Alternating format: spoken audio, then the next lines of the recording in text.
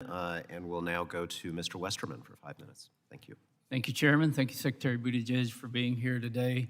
Count me among one of those members of Congress who didn't vote for the what I would call the world's largest infrastructure spending package in the history of the world, one that was more than enough money to completely rebuild the U.S. interstate highway system in today's dollars.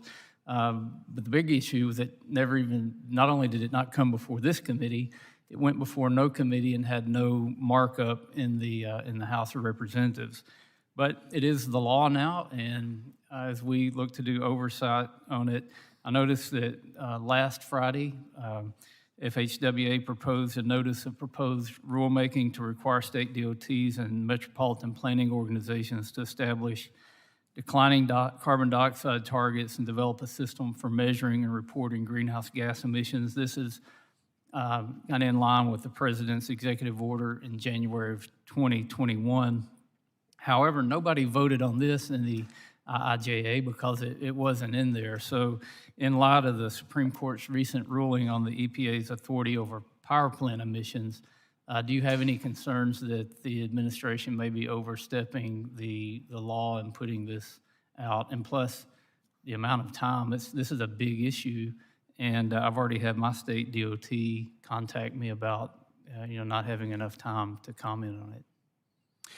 We're very confident in the congressional authority for this rule. It actually dates back to 2012 when Congress passed MAP 21, which provides for the Federal Highway Administration to put out performance measures. We've used that authority, or I should say the department, because much of it's before my time. But the department has successfully used that authority on a number of different issues, and this is part of that tradition, and I think one that comes at a very important time. The clear, obviously the evidence on climate change and the destruction of American lives and property due to climate change is beyond any doubt. We also know that the largest sector in the U.S. economy contributing greenhouse emissions is the transportation sector. And we've been very mindful of the limits on federal authority in crafting this proposed rulemaking. It doesn't, for example, mandate any targets. It's really about the states being able to track their progress toward their own targets. But with this being such a central issue of importance for the world and for the American people, what would it say about us if we couldn't even measure it? And so we're trying to get those basic standards in place. And if your state DOT has any concerns in terms of their ability to comply, this is certainly the time to make those known through the NPRM comment process, but also we'd be happy to engage with them directly. Thank you. And you talked about climate and carbon. It's something that I'll work on a lot of natural climate solutions, but you had mentioned earlier in the testimony, I know you have a goal, or you're bought into the goal of, I think, replacing half of the fleet by 2030 or half of the new car sales, and you just mentioned that transportation is the largest sector of climate emission or carbon emissions. So what % of the world's carbon emissions is the United States accountable for? I think at this point we remain in the top 2, if I recall correctly, and are in the neighborhood of 15%. 15%, and that transportation being the largest part of that, what percentage of that 15% does transportation? Depending how you count, something like a third. Okay, a third of 15%. I think the number is actually closer to 27%, but that's all of transportation. How much of the transportation are passenger cars responsible for?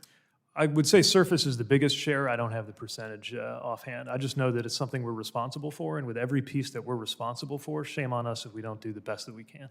Yeah, and if you go through the math, you find out that if every electron going into an electric vehicle, if all passenger cars were electric vehicles, you're offsetting less than 1% of global greenhouse gas emissions, which that's nothing to laugh at, but it's just not the panacea that I see folks on the left claiming that it is, and it's a huge cost to our country. Do you think there's other areas maybe we should, with all the challenges with electric vehicles, and I heard you talk earlier about how we're developing the minerals and elements, the copper wire, the lithium.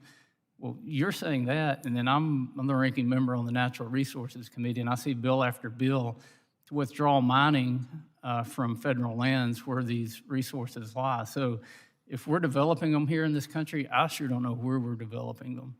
appears to me that we're relying more heavily on China and other countries to provide the minerals and elements that we need, and we're not developing here. So it looks like there's a miscommunication between the administration and what members of Congress are working towards, and it's kind of in opposite directions. So I yield back. If you'd like to respond, it's okay. I don't want to tie up any more time, just to endorse the idea that there's going to be a lot of different things we've got to do at the same time. We simply think anything that we're responsible for, especially using technologies that exist and that American workers are making good money building right now, are those that show the most promise and those that we got to push the hardest on. Thank you.